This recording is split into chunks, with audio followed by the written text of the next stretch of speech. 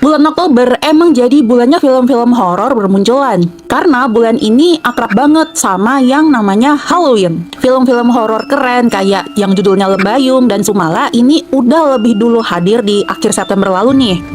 Nah, sedangkan di awal Oktober ini dibuka sama film eksorsisme Katolik yang udah Minsors tunggu-tunggu dari awal banget pengumuman case-nya. Tapi apakah film eksorsisme non-muslim yang satu ini bakal beneran laku di Indonesia ya?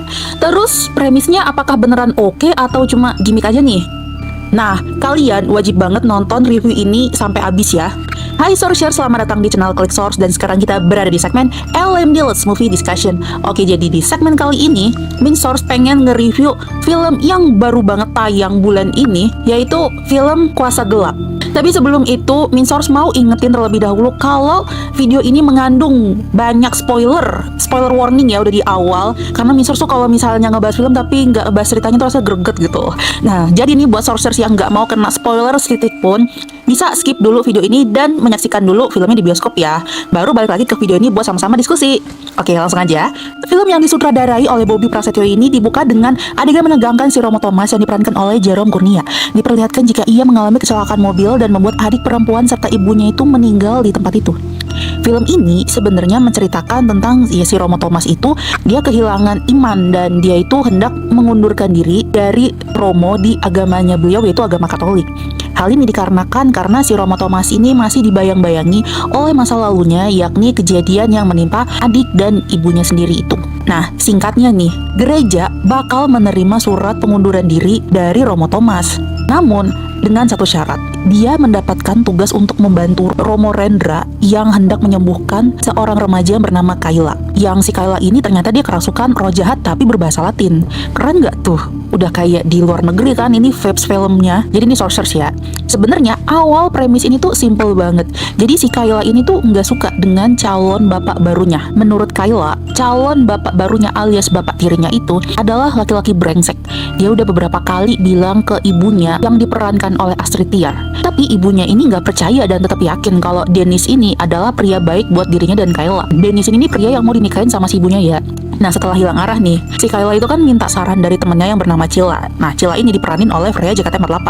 Si Cila ini nyaranin si Kayla ya supaya si Kayla ini manggil aja roh bapak kandungnya untuk selanjutnya memisahkan atau menjauhkan ibunya dari si Dennis alias cowok brengsek yang bakal jadi bapak tirinya itu. Hingga akhirnya satu malam nih, si Kayla sama si Cila itu kan pergi nih ke makam ayahnya dan mereka tuh main jelangkung tepat di atas makam ayahnya si Kayla. Nah, si jelangkung ini nih, itu sempat ngerespon keduanya sebelum akhirnya ketahuan sama si penjaga makam dan akhirnya mereka berdua itu memilih pergi begitu aja.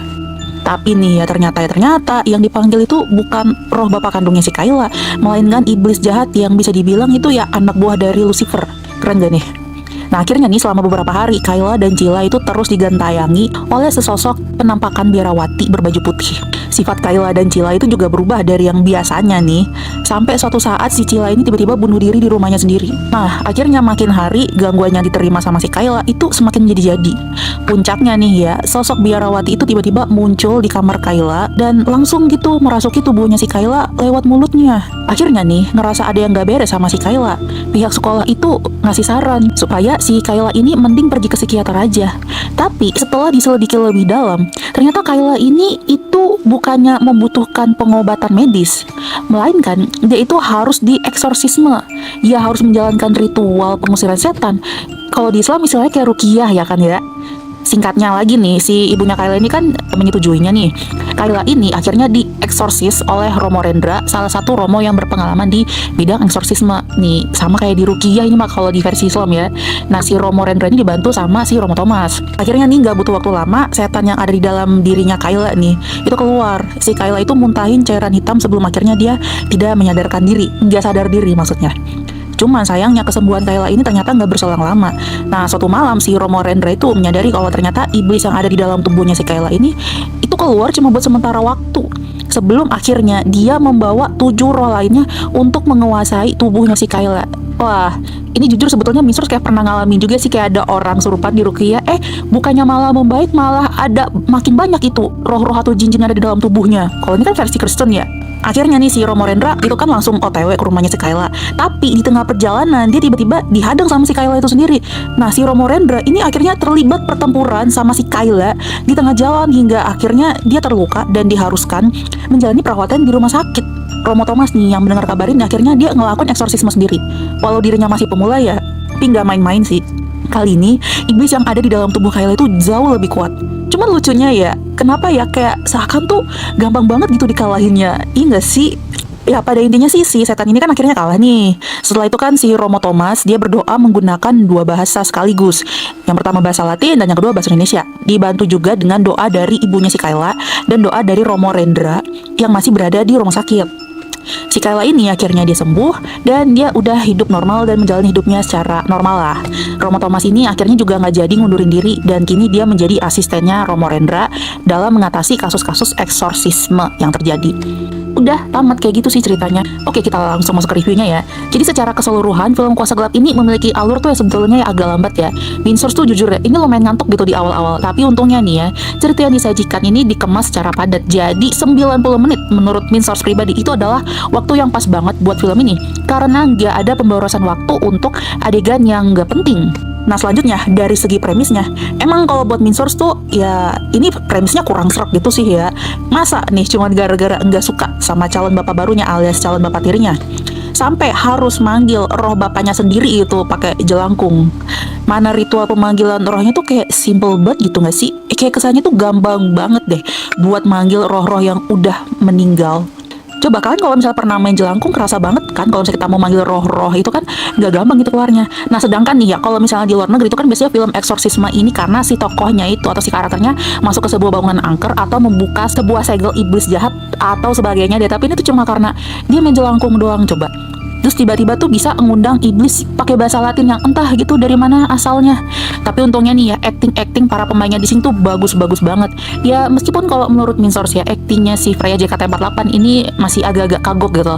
Tapi buat pendatang baru sih dia udah lumayan good banget lah. Walaupun nggak yang better tapi udah lumayan good. Dan yang paling Min Source banggakan dari film ini tau nggak apa? Ya tentu aja ritual eksorsis yang disajikan tuh beneran real banget, mirip banget sama film-film eksorsis ala-ala film barat. Jadi setelah Min Source cari tahu nih, ternyata katanya film Kuasa Gelap ini udah disiapin dalam waktu 4 tahun belakangan. Bahkan nih, para cast-nya aja itu belajar eksorsisme langsung dari para Romo yang ada di dunia nyata. Wah, gokil nggak tuh? Tapi emang harusnya kayak gitu kan? Kalau menurut Min Source nih ya, adegan eksorsis inilah yang jadi daya tarik paling besar di film Kuasa Gelap. Belum lagi make up dan juga visual setannya itu keren banget. Biarawati yang berbaju putih dengan muka serem ala-ala kayak Falak plus bisa berbahasa Latin pula. Ini tuh makin nambah kengerian di film ini. Tapi kalau boleh jujur ya, sebetulnya Min Source tuh juga suka banget sama desain setannya. Ya walaupun bukan Indonesia banget sih, tapi kelihatan aja gitu desainnya bagus terus enak dilihat. Dari segi pengambilan gambar dan juga color grading di film ini, Min Source juga udah ngerasa nggak usah diraguin lagi deh sama tim Paragon Pictures. Pokoknya udah oke banget. Termasuk ya sound effect-nya gak ada yang ngeganggu telinga. Semuanya tuh kerasa pas banget dan gak yang berisik banget gitu. Jump scare-nya juga dapat banget dan cukup efektif. Gak banyak adegan jump scare tapi kena semua loh seremnya. Pokoknya ini good banget deh buat tim produksi Kuasa Gelap. Oke, jadi secara keseluruhan ya, Min Source mau kasih rekomendasi film Kuasa Gelap ini buat ditonton buat kalian yang lagi nyari hal baru dalam perfilman horor di Indonesia. Film ini sih sebetulnya nggak segmentis untuk agama Kristen atau Katolik aja ya. Karena di film ini tuh bakal dijelasin secara hati-hati dan mudah dimengerti. Doa-doa yang disajikan dalam bahasa Latin pun itu juga ada terjemahannya. Jadi buat kita nih yang awam gitu pasti bakal ngerti deh. Jadi jangan ngerasa takut atau ngerasa bingung. Justru ya ini tuh bakal nambah wawasan buat masyarakat non-Kristen atau non-Katolik. Kayak Min Source ini nih contohnya. Nah, untuk keseluruhan, Min Source mau kasih rating ini film 7/10 deh.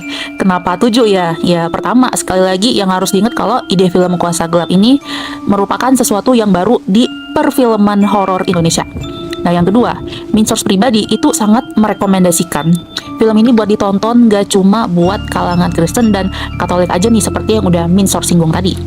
Karena kalian akan tetap dapat pesan moral yang disampaikan di film ini. Min Source ngasih skor 7 juga mungkin karena ya premisnya tuh awal-awalnya kurang suka sih. Jadi menurut Min Source rating 7 itu udah pas.